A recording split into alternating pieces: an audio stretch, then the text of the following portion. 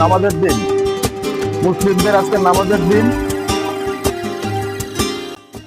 শবে বরাত বা লাইলাতুল বরাত আমাদের দেশে ইবাদত বন্দিগির পাশাপাশি আনন্দ উৎসবের এক দারুণ মেলবন্ধন।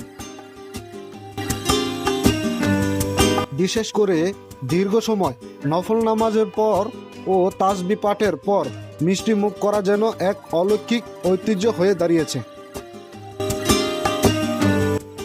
নামাজের বিরতির পর বা একদম শেষে যখন বাসায় সবাই মিলে একসাথে বসে এই খাবারগুলো খাওয়া হয়, তখন ক্লান্তি যেন একটি নিমিষেই দূর হয়ে যায়।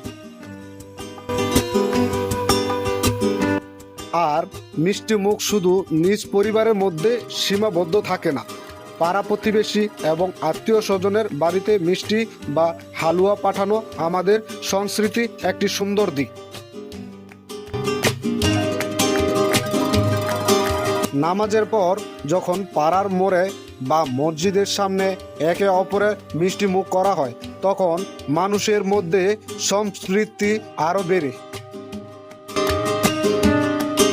তো প্রিয় দর্শক, আমি সাকিব আপনাদের মাঝে কথাগুলো বলছিলাম। আপনারা এখান থেকে ন্যায্য মূল্যে আমৃত্যু পাবেন ইনশাল্লাহ। মাধবদী বাস স্ট্যান্ড পৌরসভা রোড, মুসলিম সুইট বাস কাউন্টারের সাথে Muslim sweet meat, Madhabdi bus stand পূর্ব পাশে।